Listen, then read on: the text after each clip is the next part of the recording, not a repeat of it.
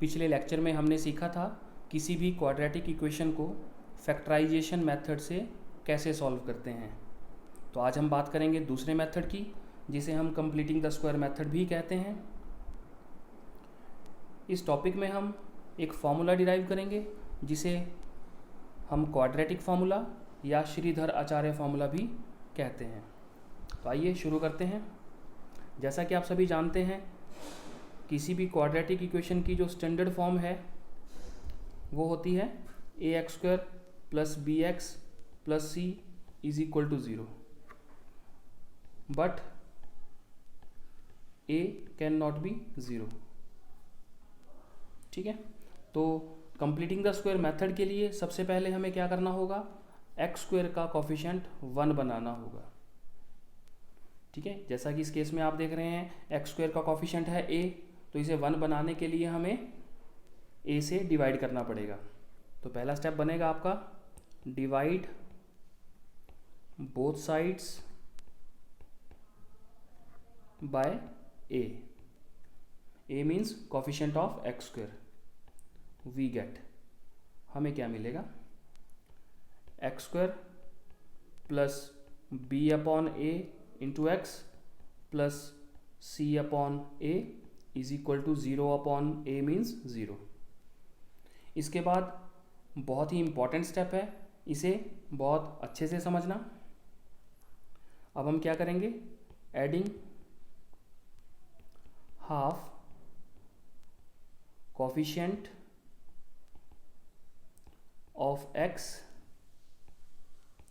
Whole square, that is इस case में x का कोफिशिएंट क्या है हमारे पास, b/a, तो उसका हाफ करेंगे तो यहाँ आ जाएगा हाफ ऑफ b/a। इसका करेंगे होल स्क्वायर, तो ये टर्म हम दोनों तरफ ऐड कर देंगे। ठीक है, adding half the coefficient of x whole square to both sides. ठीक है, ऐसा करने पर हमें क्या मिलेगा, x² + b/a x + c/a plus यहाँ पर आएगा आपके पास b/2a होल स्क्वायर।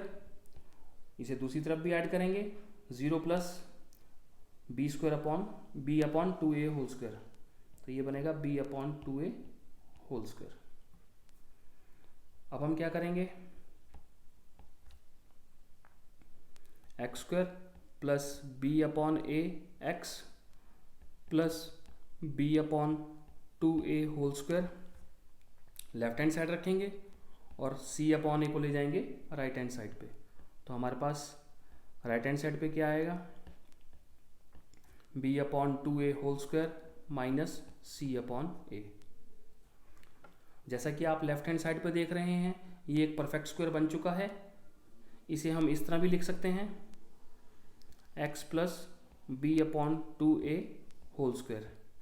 अगर आप इसे आइडेंटिटी से ओपन करोगे तो हमें वापस वही टर्म मिल जाएगी, means x² + b/a x + b/2a whole square. अब राइट हैंड साइड को थोड़ा सिंप्लीफाई करते हैं, ये बन जाएगा b² / 4a² - c/a।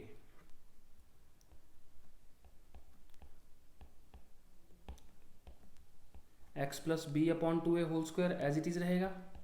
यहाँ पर एलसीएम लेते हैं, यहाँ पर एलसीएम आएगा आपका 4a² और ये बन जाएगा b² - 4ac। अब स्क्वायर को दूसरी तरफ शिफ्ट करेंगे तो ये बन जाएगा आपके पास x + b/2a = ±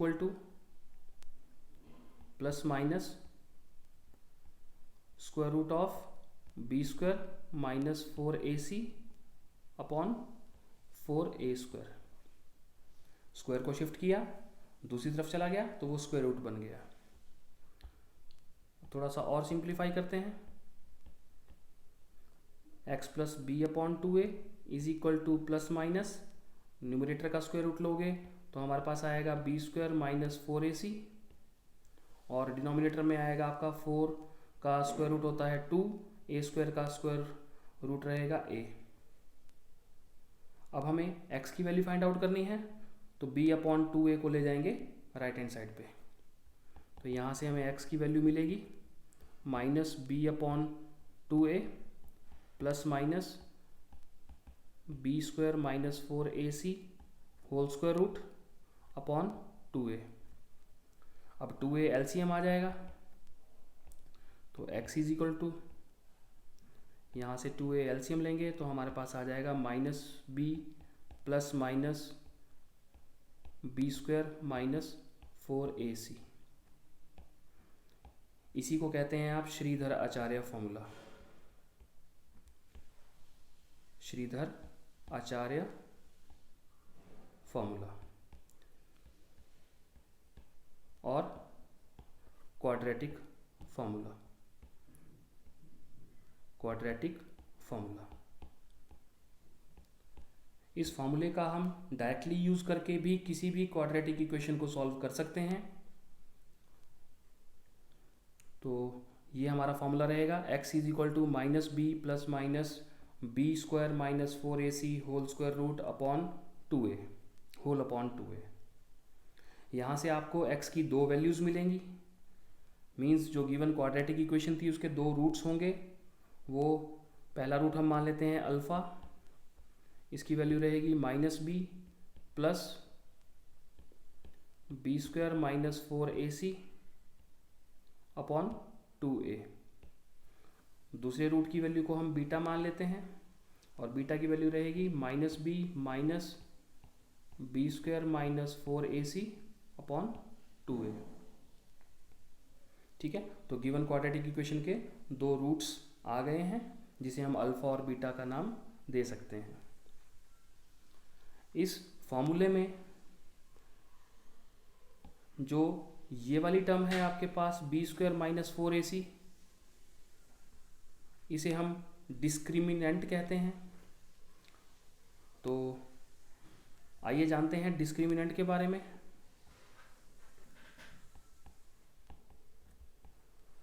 डिस्क्रिमिनेंट,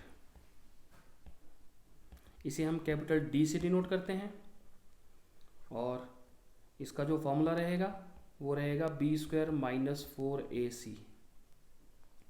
ठीक है, अब इसके क्या फ़ायदे हैं, डिस्क्रिमिनेंट क्यों निकाला जाता है? तो डिस्क्रिमिनेंट का यूज़ करके हम गिवन क्वाड्रेटिक इक्वेशन के रूट्स की नेचर जान सकते हैं कि वो रूट्स किस तरह के होंगे। तो आइए जानते हैं उसके बारे में। Nature of roots, nature of roots check करने के लिए सबसे पहले हमें D निकालना होगा। D means discriminant. ठीक है, तो डिस्क्रिमिनेंट की वैल्यूज़ अगर पॉजिटिव आती हैं, means if D is greater then 0, अगर D की वैल्यू 0 से बड़ी आती हैं, then given quadratic equation, given quadratic equation have two real and distinct roots। ठीक है, जो भी हमारे पास क्वाड्रेटिक इक्वेशन दी है, सबसे पहले हम उसका D कैलकुलेट करेंगे। अगर वह 0 से बड़ा आ गया तो गिवन इक्वेशन के दो रूट्स होंगे और दोनों रियल होंगे और डिस्टिंक्ट होंगे। विच आर, दो रूट्स कौन कौन से हैं, हमने उनको नाम दिया था अल्फ़ा और बीटा। तो इस केस में अल्फ़ा क्या रहेगा, -b प्लस b² - 4ac की जगह आप d का स्क्वायर रूट भी लिख सकते हो अपॉन 2a। बीटा क्या रहेगा, -b minus square root of d upon 2a। ठीक है, तो सबसे पहले हमने क्या किया, d की वैल्यू कैलकुलेट की। अगर वो पॉजिटिव आई तो गिवन इक्वेशन के दो रियल और डिस्टिंक्ट रूट्स होंगे, एक अल्फ़ा और एक बीटा। अब बात करते हैं सेकंड पार्ट की। If d is equal to zero, अगर मान लो d ज़ीरो ही आ गया तो क्या होगा, then given quadratic equation have two real and equal roots. ठीक है, दो रियल और इक्वल रूट्स होंगे, means alpha is equal to beta, और अगर हम d की वैल्यू ज़ीरो पुट कर दें तो हमारे पास आ जाएगा -b/2a, -b/2a। ठीक है, अगर d की वैल्यू ज़ीरो आती है तो दो रियल और इक्वल रूट्स होंगे, alpha is equal to beta is equal to -b/2a। अब तीसरे केस की बात करते हैं, if d is less than zero, अगर d की वैल्यू नेगेटिव आ जाए तो क्या करेंगे, तो हमारे पास कोई भी रियल रूट नहीं होता है, देन गिवन क्वाड्रेटिक इक्वेशन